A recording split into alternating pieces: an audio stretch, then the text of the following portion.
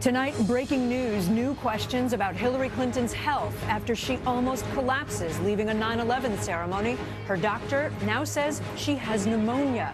Tonight, a closer look at Clinton's medical history and the implications of today's incident for her campaign. New controversy, the uproar over Clinton's comments about Donald Trump's supporters, what both candidates are now saying about her choice of words. Taking a stand, an entire NFL team locking arms today during the national anthem, the latest call by athletes for social justice. And Day of Remembrance, 15 years after the 9/11 attacks, honoring the victims and how one family learned to grieve and to go on. Nightly News begins now. From NBC News World Headquarters in New York, this is NBC Nightly News with Kate Snow.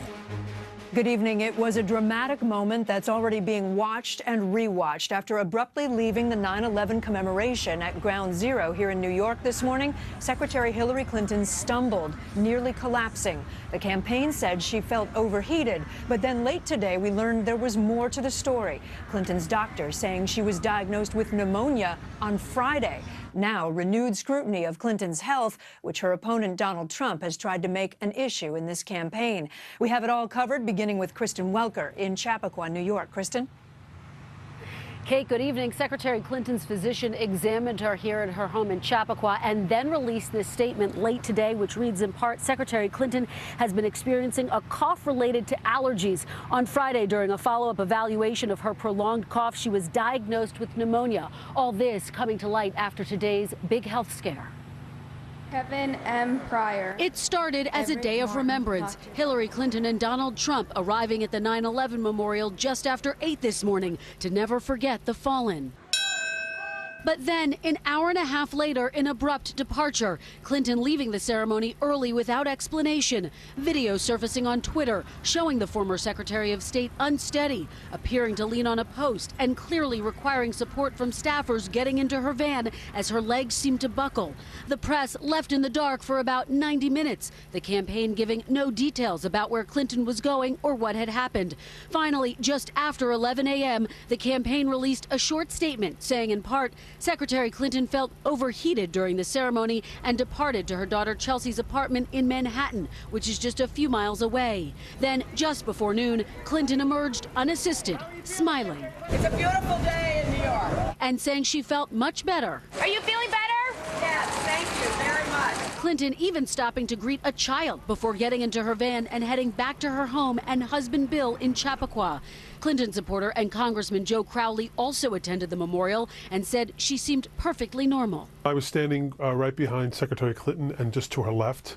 And it was incredibly stifling, very hot. Then late today, Clinton's pneumonia diagnosis was announced. Medical professionals saying it can be beaten quickly if treated properly. If she's hydrated now and she's taking the medications that she's supposed to be, I mean, she should be good to go. The Clinton campaign tells NBC News the former Secretary of State does not travel with a physician. Law enforcement sources say most agents receive extensive EMT training and can assist in an emergency. And there's always supposed to be a first aid trauma kit in a nominee's motorcade. Still, this video is raising serious questions about the Democratic nominee's health, just as the final fall sprint is getting underway. Clinton's physician has put her on antibiotics and says she is recovering nicely, but she has encouraged her to rest and scale back her schedule.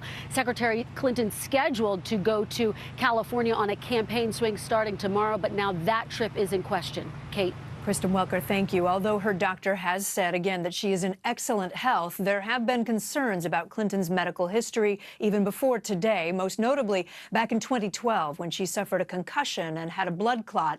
No doubt the health of the candidates will now become a bigger issue. Andrea Mitchell has more on that tonight. Hillary Clinton showing no sign of a health problem during a busy campaign week, except for what her doctors at the time called seasonal allergies on Labor Day. 15 months ago, a 2-page medical report detailing her most serious health issue. Her doctor writing that in December of 2012, Mrs. Clinton suffered a stomach virus after traveling, became dehydrated, fainted, and sustained a concussion. She was hospitalized, doctors finding a blood clot, requiring blood-thinning medication, which she still takes. And a month later, she had to wear special glasses when first testifying about Benghazi. Thank you, Madam Secretary, and it's wonderful to see you in good health and as combative as ever. In 1998, Clinton also had a clot, a deep vein thrombosis in her leg. You've had at least 2 clots. How does that factor into a decision about whether to run for president and all the flying that entails? It doesn't factor in at all. I mean, that I have no doubt that I'm healthy enough. Donald Trump has used all that to claim Clinton is hiding a serious health problem. She also lacks the mental and physical stamina to take on ISIS. His latest paranoid fever dream is about my health. And all I can say is, Donald, dream on. Clinton's campaign has struck back at Trump's medical report. A brief letter from his gastroenterologist praising Trump's health as astonishingly excellent, extraordinary. The letter addressed to whom my concern. In the rush, I think some of those words didn't come out exactly the way they were meant.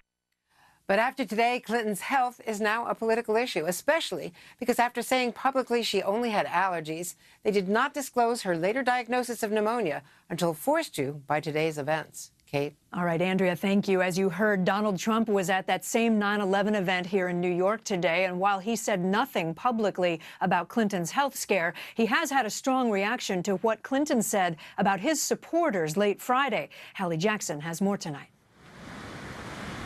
Donald Trump today observing a moment of silence and staying that way so far about Hillary Clinton's health scare, not addressing it during a visit to a Manhattan firehouse. Trump also quiet about what's now become another political headline, the partial apology from Clinton after these comments at a fundraiser Friday night. You could put half of Trump's supporters into what I call the basket of deplorables.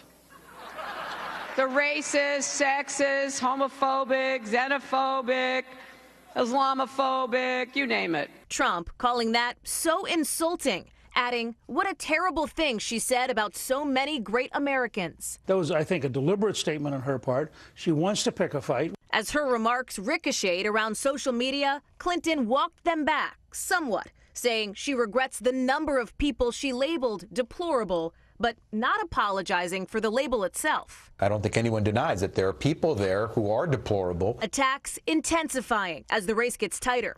Our new poll showing Clinton putting 2 solid red states in play for the first time in decades, and in 2 other Democratic-leading battlegrounds, nearly deadlocked. Hillary Clinton, with a long record, a massive campaign war chest, and people in every state, has not yet been able to pull away from Donald Trump, whose campaign has been marred by continual controversy and complete disorganization. Nationally, a new poll out today shows Clinton leading Trump by 5 points among likely voters, but an enthusiasm gap could hurt her. It's Trump's supporters who show more interest in the campaign and in voting, which could play a factor in his favor when it comes to turnout. Kate? Hallie Jackson in Washington. Hallie, thanks. Today's health scare for Clinton certain to resonate for days to come. The question is, will it be some kind of turning point? For more on that, we're joined by our political director, moderator of Meet the Press, Chuck Todd. Chuck, we've got less than 2 months until Election Day. Clinton may have to leave the campaign trail for a little bit. How much impact could this have? And question 2, should the campaign have told the public on Friday that she had pneumonia? All right, let me take the second question first. Yes. I mean, 100% yes. The campaign should have done that and disclosed, and perhaps they didn't because they fear the innuendo campaign that's been going on the far right corners of the internet, and so maybe that's why they didn't do it.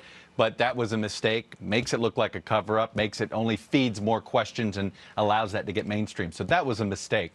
I think what you're going to see, Kate, over the next week is a focus on the fact that both of these candidates for president, if they are elected, would be among the oldest people ever to serve as president. Donald Trump would be the oldest person ever elected to a first term. Hillary Clinton would be the second oldest. We don't have their full medical records. We know actually more about Hillary Clinton's health than Donald Trump's health.